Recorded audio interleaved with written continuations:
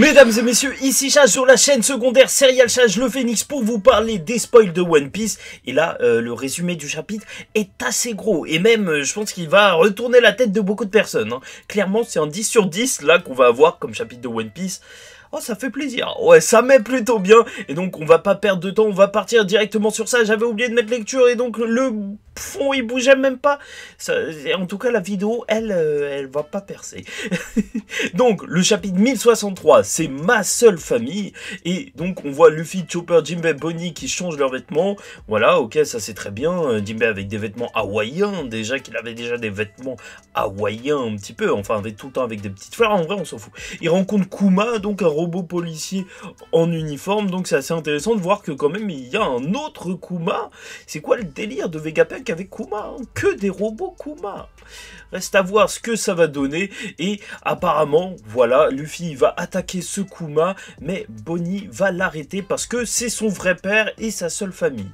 Et ça, c'est assez intéressant. Et t'as même une image jeune de Kuma qui est en train de tenir Bonnie. Et je sais pas pour vous, mais étrangement, en fait, lorsqu'elle est en train de dire ça, bah, reste à voir comment ça se passera lors du chapitre, mais je me demande si c'est vraiment vrai, justement, si elle appuie autant que c'est son père, je me demande si c'est pas juste son père adoptif. Mais après ça, je sais pas. Après aussi, je suis quelqu'un de très simple. Kuma il est bronzé, Bonnie elle est pas bronzée, voilà. Après tout est possible, hein, je ne dis pas, mais voilà.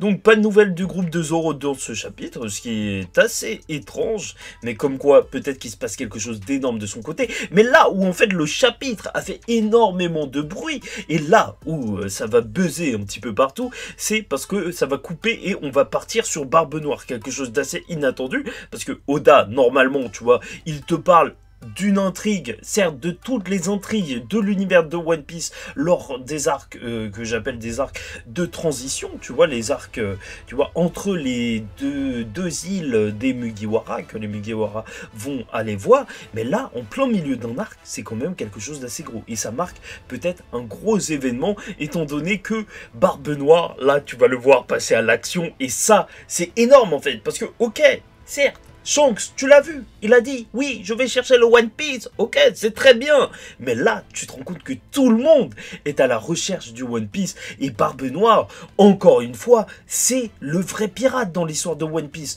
Je sais pas pour toi, mais quand je vois Barbe Noire, ça y est, j'ai la vibe de piraterie. Parce que c'est bien beau hein, d'être un gentil pirate, quelqu'un de sympathique. Mais au final, c'est quoi un pirate? C'est quelqu'un qui arrive comme ça, qui arrive devant le bateau de l'eau et qui dit... Je vais te péter à tous tes poneglyphes, maintenant, voilà, tout simplement, et ça, c'est énorme, c'est énorme. Et donc, on apprend même que son équipage, donc la recherche des fruits du démon, elle a été fructueuse, puisqu'ils ont des pouvoirs juste incroyables, incredibles.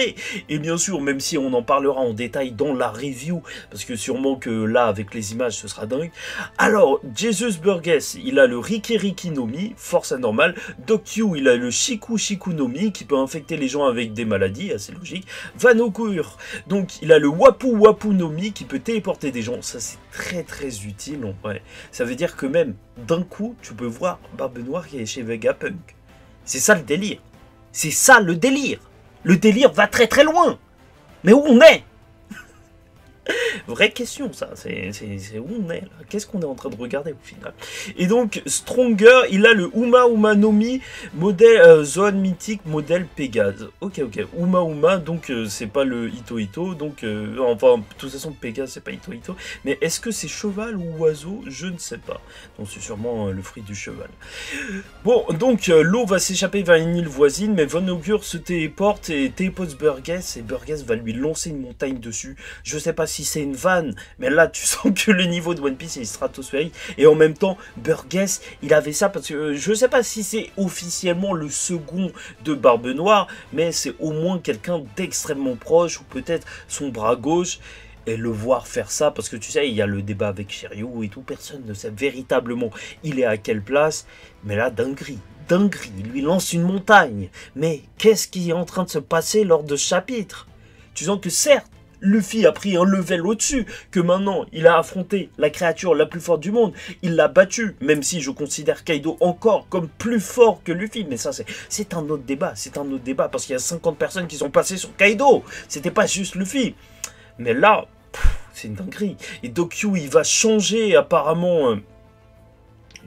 même l'eau en femme. Là, reste à voir ce qui va se passer parce qu'on lui dit que voilà, il peut contrôler les maladies, là, d'après les spoils.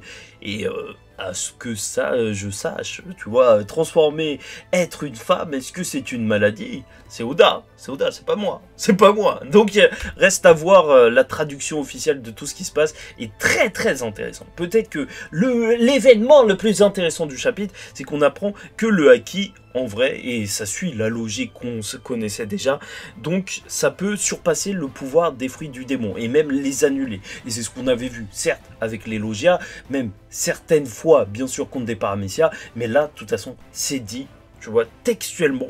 Et c'est super important en fait, que ce soit écrit parce que des gens avec des pouvoirs comme Sugar ou même l'eau juste, par exemple, bah tu te dis en fait à chaque fois, mais pourquoi il découpe pas juste Kaido en deux et ça y est, c'est terminé. Non, là au moins c'est clair, qu'importe la personne qui aura un pouvoir de dingo, tu vois, avec son Paramecia, avec du haki, on peut s'en sortir.